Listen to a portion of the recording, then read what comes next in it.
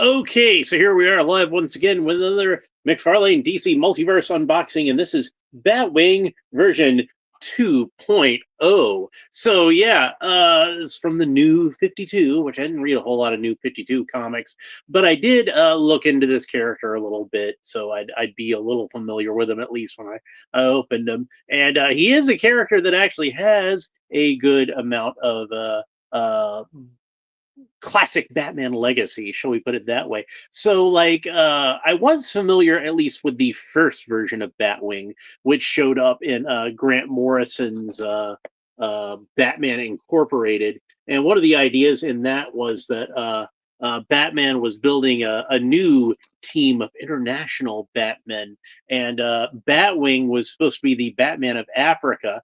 You know, I noticed something funny about how popular culture tends to look at Africa, and that's they tend to think Africa as a country instead of a very large continent made up of a lot of countries. So you'll have somebody be like, say the Batman of Peru or the Batman of Brazil or the Batman of Ecuador if you're talking about South America, but Africa, boom, he's the Batman of Africa. So he wasn't like Batwing for very long, though, actually. And the character that wound up taking over for him here is Luke Fox, who is the son of Lucius Fox. And I'm sure any of you watching are familiar with the character of Lucius Fox. That was the character that Morgan Freeman played in the Christopher Nolan Batman movies. And my Aunt June is here, so hi to my Aunt June. Hope you're doing well this morning.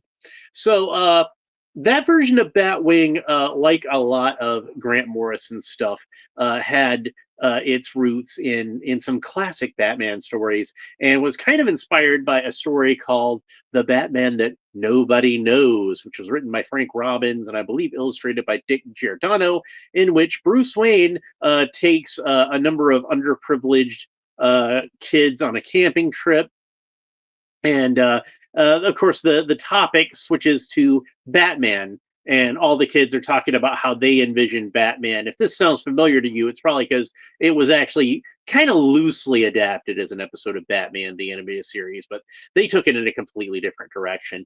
But one of the kids describes a Batman who, like the kid himself, is black.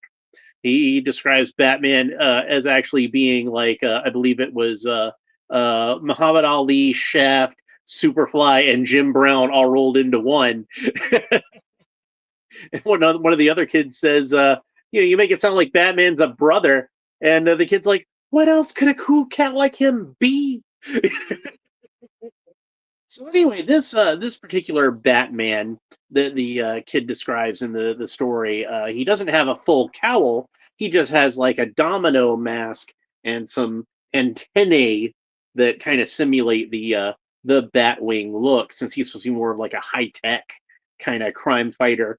And Batwing, the Batman of Africa, was kind of loosely based on this Batman character, kind of loosely. So he had like the bat ear antennae that attached to more of an eye mask. But you can see this one instead went the opposite direction. It gave him a full face cowl. And like I said, like this is actually the son of Lucius Fox. This is Luke Fox.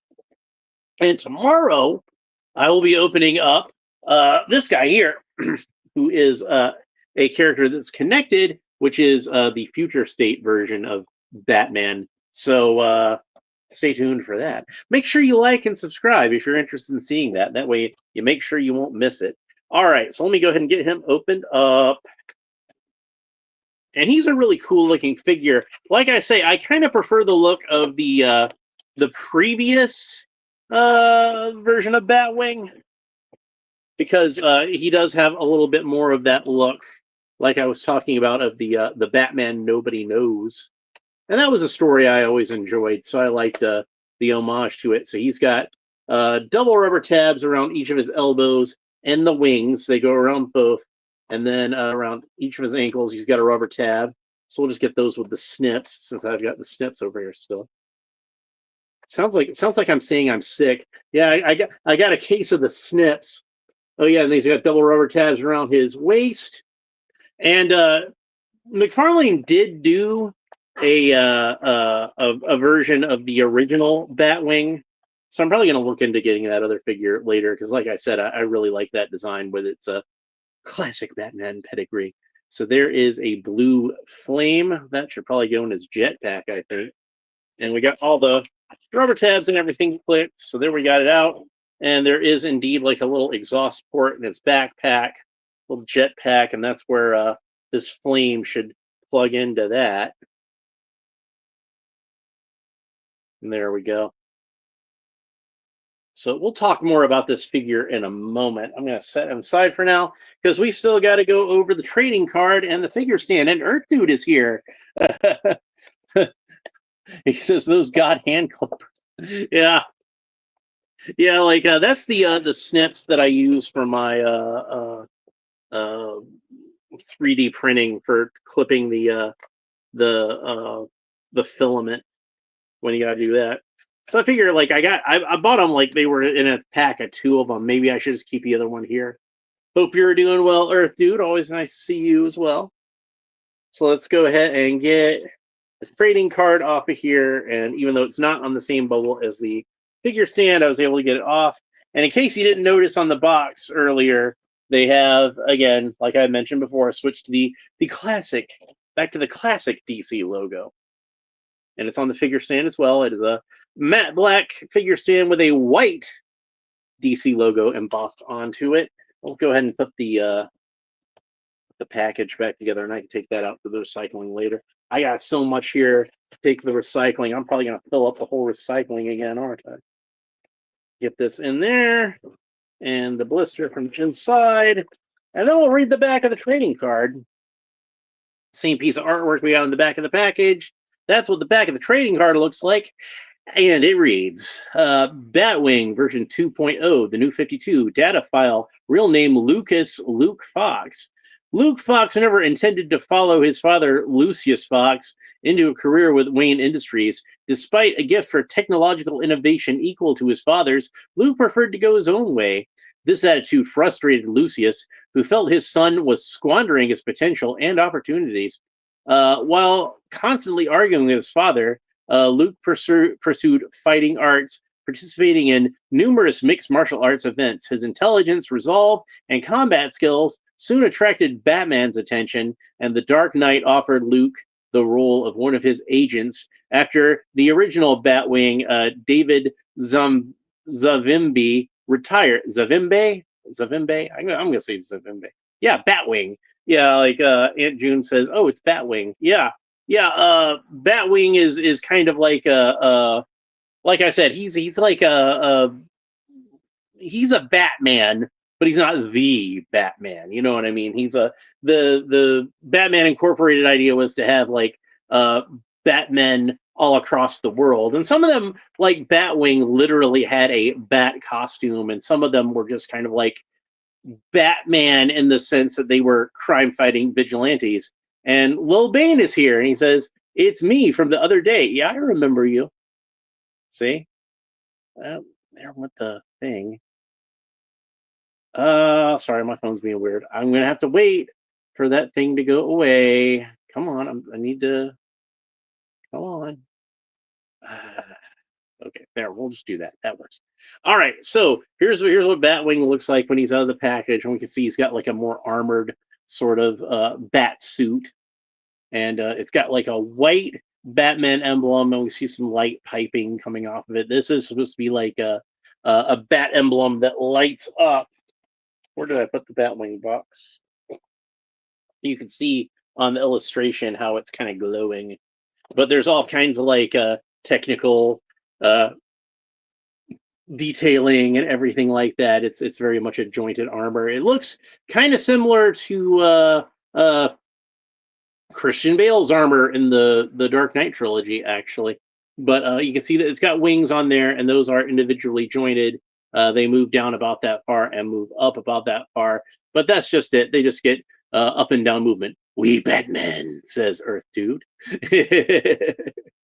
All right, so let's talk about the articulation a little bit. Batwing can look up about that far, look down about that far, tilt his head kind of quizzically side to side, rotate the head all the way around. Of course, the arms rotate all around on the shoulders, but you're going to want to watch out for these bat wings. They're going to bump into that a little bit.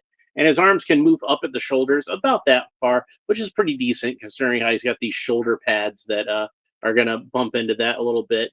And then he does have the kind of butterfly joint, so you get some movement out of that. He has a bicep swivel, and the bicep should rotate all the way around. But again, it's got these shoulder pads that attach to it, and they actually attach at the bicep rather than at the deltoid. So that's probably why it won't really. It's supposed to rotate all the way around, but it's gonna be difficult. So he's got double jointed elbows. That's about the range of motion you get at the elbows. Unusually, for a character in a bat costume, usually like you think about Batman or Batwoman or Batgirl or whoever usually has like the bat fins on the sides of the gloves. Like we got Batman right here, so we can see. I'm sure everybody here is familiar with the bat fins that Batman has on his gloves. Usually, Batwing does not have that. He does not have any bat fins on his gauntlets, but they do have like a little bit of a where they poke out here at the elbow, so that's cool. And he does have a utility belt with some capsules on it. Who knows what he has in there? I don't know what he has in there. But anyway, where was I? Oh yeah, so he's got the cool wrist articulation, so wrist rotates all the way around and can move back and forth any which way you want to. It rotates all the way around where the wrist meets the forearm and where the wrist meets the hands. He doesn't come with any extra hands. He's just got two solid fists. So I guess he's just going to be punching people. That's how that's going to work. Batwing's got the cool Mcfarlane torso articulation. He can bend back about that far, bend forward about that far, bend from side to side about that far, and of course rotates all the way around where the rib cage meets the abs and where the abs meet the belt. So Batwing can rotate a little bit here at the hip. Not a whole lot. Doesn't rotate all the way around, but it rotates enough we can get some good posing out of it. Batwing can kick up about that far. He's got double jointed knees. Seem a little stiff here. This is a very glossy figure compared to what I'm used to from Mcfarlane. It's not like super glossy, but it's not matte, which I'm used to them being kind of matte. But anyway, that's about the range of motion you get at the knees. He's got fairly thick legs, so that's why they don't bend all the way. And then he doesn't have any kind of boot cut, but he does have the cool Mcfarlane ankle articulation, which rotates all the way around where the ankle meets the shin and where the ankle meets the foot. So we get some good articulation out of him. Now, Batwing is not as well known a character as a lot of these Batman family characters are. MHD is here, and he says, hello, another cool figure. Yeah, he is pretty cool. I like him. So I especially like these wings. I think they're really cool.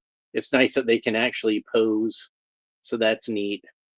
But they are really thin. You see how like it's like it's that kind of waxy plastic. I think it's nylon. But they do kind of have a flexibility to it. Not like bendy. They don't stay in that position, but he's pretty cool. Like I said, he's not as well known a member of the Batman family as say Robin or Batgirl or Nightwing or whoever. Like I'm pretty sure everybody watching this video should know who Robin is and know who Nightwing is and know who Batgirl is, but not everyone's gonna know who Batwing is. Like I'm pretty sure this is the first. My Aunt June's watching this. Say hi to my Aunt June. I'm pretty sure this is the first time she's ever heard of Batwing, and I would not be surprised if she was the only one. But he's a really cool looking figure, and I think he's going to fit in pretty well with my Batman characters. And like I said, since I hadn't really read a whole lot of New 52 comics at all, I wasn't really incredibly familiar with this version of Batwing, but I was a little bit. So and I've always been a big fan of Darkwing Duck. Yeah, I like Darkwing Duck. Let's get dangerous. I always enjoyed that show. I'd read recently that Darkwing Duck was originally supposed to be called 00 Duck and was supposed to lean more heavily into the spy kind of aspects of the character. but they found out they couldn't use. Yeah, and June says, "Yes, this is the first time I've heard of Batwing." So yeah, like I said, he's fairly obscure, so it doesn't really surprise me. Like I would imagine if 100 people watched this show, probably like maybe 75 of them wouldn't have heard of this character. You know, it's like unless you're like a hardcore comic book fan at this point, you probably don't know who Batman is. But yeah, like Darkwing Duck, they wound up calling him Darkwing Duck because they couldn't call him Double O Duck, and they lean more into the kind of like pulp hero shadow kind of aspects. And honestly, that was what I liked best on that show anyway. I kind of felt like the ones where they did more of the spy stuff were kind of a little more dull. But that's just me. That's just my opinion. But I really like Darkwing Duck. I thought that was a fun show. Anyway, Batwing is really cool. Uh, I definitely recommend him if you're a fan of this character, or if you just want some other characters to fill in your Batman family. Even if you're not familiar with Batwing, I think he's still a pretty cool figure and he's worth picking up. So next episode, oops, knocked over Battle Armor He-Man. Everybody knows about the Battle Armor He-Man figure that I have over here on my desk, so pick him up. We don't want to leave He-Man lying on the floor. And Aunt June says hi back to MHD. What are his weapons? Batwing. He doesn't come with any. I knocked him. I knocked him over again. Stay. Well, his ankle got bumped, so now he's not gonna stand upright. But yeah, he doesn't come with any access. The only accessories he came with was this little blue flame that plugs into his jetpack. Like I said, I'm not super familiar with this character, but I got to imagine with him having like this kind of high tech armored looking outfit, probably most of his weapons are built into the suit. It kind of reminds me of Batman Beyond, actually. Like I could see this as being kind of like the stepping stone between like a more traditional bat suit and Batman Beyond. Like this isn't too different from what Terry McGinnis wears. It's just not quite as high tech as that version. So a little more high tech than just kind of like I'm wearing a spandex outfit with a Kevlar weave. Uh, you know, going into a little more Tony Stark territory, and then Terry McGinnis's bat suit would be the kind of the taking it forward even further from this one. But anyway, that's it for Batwing. I hope you enjoyed the episode. Next episode, I'm going to go ahead and open up this guy who's been long overdue, the future state version of Batman. This was a figure that I was actually planning on opening during Black History Month when I was opening all those figures, but I wasn't able to fit him in. There was just a lot more. Earth Dude says stealth recon style, no weapons. Oh, okay. Well, there you go. So that makes sense. But yeah, we're finally going to go ahead and open up this guy. And like I said, I was planning on doing it for Black History Month, but there was just so many figures to open up, and then there was a lot of other stuff I had to move on to. So I figured I'll get around to doing future state Batman eventually. And that time has come because I'm trying to open up a lot of these Batman figures. Since I'm on a Batman theme right now, I figure we might as well go ahead and get that done. And then we've got more to come. We've still got the year one Batman, the Cowardly Lot Batman. We got Kite Man. We got a whole lot more Batman to come. And I got from GameStop. I got Superboy. MHD says it must be very early in the U.S. Yeah, it's not quite 6 o'clock in the morning over here. So yeah, but for me it's late. For me it's late because I ain't been to sleep yet. I work overnight and I'm a nocturnal creature. So, but yeah, it's about 6.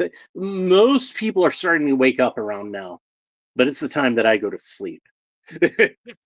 I work a 9 to 5 job. It's just not the same 9 to 5 as everybody else. Yeah, you're. I don't have the year one Batman yet. I haven't been able to find him yet.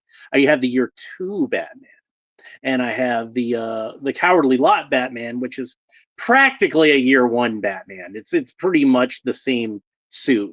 It's slightly different figure. Like I think it's like a different sculpt entirely, but the coloring is it's very similar.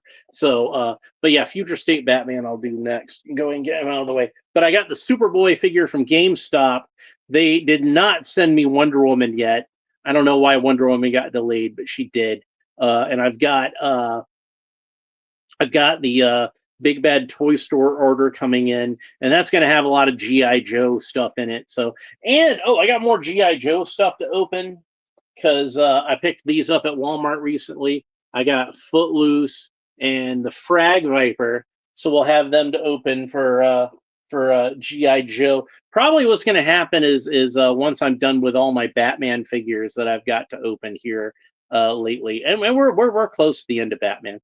Then I'll probably go ahead and open up the GI Joe figures, and then we'll get back onto some more DC Multiverse, and we'll have more He-Man stuff to come too. Don't worry, for all my He-Man fans, for all my fellow Masters of the Universe enthusiasts, yes, we will be having more Masters of the Universe. There's always more Masters of the Universe. So yeah, Frag Viper looks creepy as hell. I can't wait to talk about that one. That one's going to be a lot of fun. Anyway, if you want to make sure you don't miss out on any of that stuff, please make sure that you like and subscribe and all the fun YouTube stuff down below. Leave a comment. Let me know what you think about Batwing. Have you actually read any of these comics? And if so, what do you think about this character? And, did you read The Batman That Nobody Knows? That's a fun story from way back in the day. And it's definitely worth checking out. If you can get a copy of the original greatest Batman stories ever told, not Batman the greatest stories ever told, but the greatest Batman stories ever told, there's a difference. It's in that book, and it's definitely worth checking out. Anyway, that's it for this episode. Hope you enjoyed it. We will talk to you next time. Bye.